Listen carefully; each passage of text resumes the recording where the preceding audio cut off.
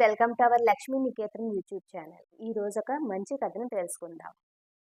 మన తెలుగులో చెడపకురా చెడేవు అనే సామెత ఒకటి ఉంది. అంటే ఎదుటివాడికి చెడు చేస్తే మనకే చెడు జరుగుతుంది. దానికి సంబంధించిందే ఈ కథ. ఈ స్టోరీ 1950స్లో రాసినట్టున్నారు.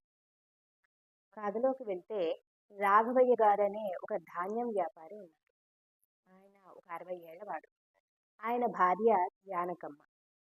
ఉన్న ఒక్కగానొక కూతురికి పెళ్లి చేసి పంపించేశారు. ప్రశాంతంగా వాళ్ళ జీవితం గడుస్తుంది. రాఘవయ్య గారు మంచివాడు, తెలివైనవాడు. అలాగే తన వ్యాపారంలో ఎప్పుడూ ఆయన నష్టపోయిందే లేదు. చాలా తెలివిగా వ్యాపార వ్యవహారాలు చేసేవాడు. ఆయన దగ్గరికి శేషాద్రి అనే ఒక వ్యక్తి గుమస్తాగా జాయిన్ అయ్యాడు. వాడు జాయిన్ అయినప్పటి నుంచి రాఘవయ్య గారి లాభాల మీదే వాడికి ఎక్కువ ఆసక్తిగా ఉండేది. ఎలాగైనా సరే ఆ లాభాలు వాడు కాజేయాలనే ఆశపడుతూ ఉండేవాడు. శేషాద్రి చేరిన 4-5 నెలలకే రాఘవయ్య గారికి అనారోగ్యం చేసింది. అందువల్ల ఆయన మంచానికే పరిమితమైపోయారు. రాఘవయ్య గారు తన అల్లుడిని పిలిచి వ్యాపారాన్నంతా చూసుకోమని చెప్పారు. దానికి ఆయన అల్లుడు వ్యాపార విషయాలు తనకి తెలియవని, తనని ఇబ్బంది పెట్టద్దని చెప్పాడు.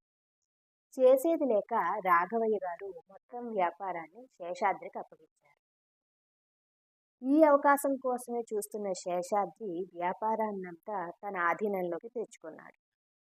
మెల్లిమెల్లిగా లాభాల బాటలో ఉన్న వ్యాపారాన్ని నష్టం పాలవుతోందని చూపించి లాభాలన్నీ అతడు తీసుకోవడం మొదలుపెట్టాడు. ఇలా 1 సంవత్సరం గడిచింది. మొత్తం వ్యాపారం అంతా నష్టపోయిందని, లాభాలేమీ రావట్లేదని మంచం మీదున్న రాఘవయ్యకి వెళ్ళి చెప్తూ ఉండేవాడు ఈ శేషాద్రి. రాఘవయ్య గారు బాధపడుతూ ఉండేవారు. తాను ఉన్నప్పుడు వ్యాపారంలో ఎప్పుడూ నష్టం అనేదే జరగలేదు. ఈ విధంగా వ్యాపారం నష్టపోతోందని మానసికంగా బాధపడేవాడు రాఘవయ్య గారు. రాఘవయ్య గారు తెలివైన వాడు అవడం మూలంగా శేషాద్రే ఈ విధంగా తనకి అన్యాయం చేస్తున్నాడేమో అనే భావన మనసులో ఉండేది.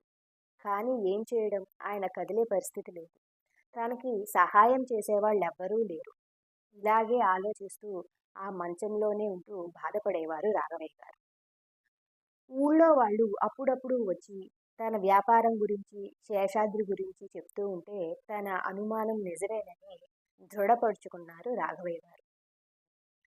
ఇక ఏదో విధంగా తన వ్యాపారంలోని నష్టాన్ని పూడ్చుకోవాలని ఆలోచన చేశారు రాఘవయ్య గారు. రాఘవయ్య గారిని చూడ్డానికి వచ్చిన ఆయన స్నేహితులు రాఘవయ్య గారితోటి శేషాద్రి యొక్క విషయాల్ని చెప్పడం మొదలుపెట్టారు. అంతేకాదు, శేషాద్రి వ్యాపారం దివాళా తీసిందని, లాభాలన్నీ తన అకౌంట్లో వేయించుకుంటున్నాడని, తాను ఇప్పటి వరకు ఒక 10,000 రూపాయల సొమ్ముని జాగ్రత్త చేసుకుని ఉంటాడని తన స్నేహితుల ద్వారా తెలుసుకున్నాడు. ఇది విన్న రాఘవయ్య గారు ఎలాగైనా సరే తన నష్టాన్ని భర్తీ చేసుకోవాలని ఆలోచనలో పడ్డారు. ఒకరోజు రాఘవయ్య గారు శేషాద్రిని తన ఇంటికి పిలిపించారు.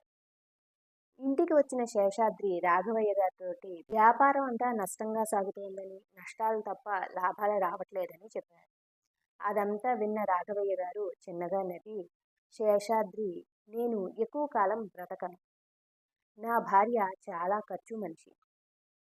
అందుకనే నీకు ఒక రహస్యం చెప్తున్నాను. నేను లాభాలు ఆర్జించిన సమయంలో ఒక 20,000 రూపాయల్ని నా పూజా గదిలో ఒక మూల నేలలో పాతిపెట్టాను. నేను పోయిన తర్వాత ఆ డబ్బు నువ్వు తీసుకుని నా భార్యకి కొంచెం కొంచెంగా తన ఖర్చుల నిమిత్తం ఇవ్వు. ఒక్కసారే అంతా ఇస్తే ఆవిడ అదంతా ఖర్చు పెట్టేస్తుందని చెప్పాడు. ఇది విన్న శేషాద్రి మనసులో చాలా ఆనందపడ్డాడు. తనకి అనుకోకుండా 20 రూపాయల సొమ్ము వస్తోందని ఆనందించాడు. ఇది జరిగిన కొన్ని రోజులకే రాఘవయ్య గారు చనిపోయారు. ఒక నెల రోజులు గడిచిన తర్వాత రాఘవయ్య గారి కూతురు, అల్లుడు రాఘవయ్య గారి భార్య అయిన జానకమ్మ గారిని తమతోటి పాటు వాళ్ళూరికి తీసుకెళ్ళిపోవడానికి నిశ్చయించుకున్నారు. అయితే ఇంత పెద్ద ఇంటిని ఏం చేయడం అని వాళ్ళు ఆలోచించుకుంటున్నారు.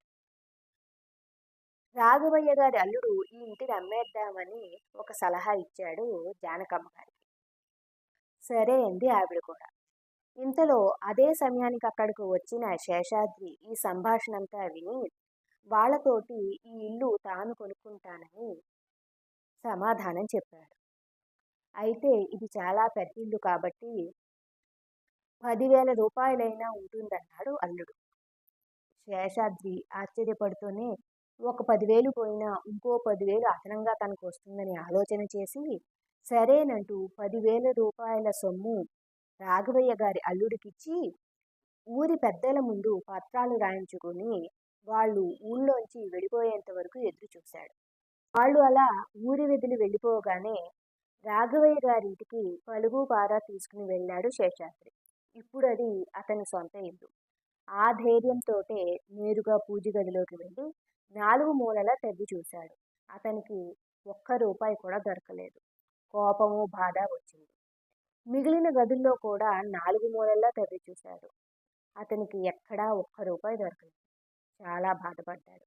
10,000 పోయినా 10,000 లాభం వస్తుందనుకున్నాడు.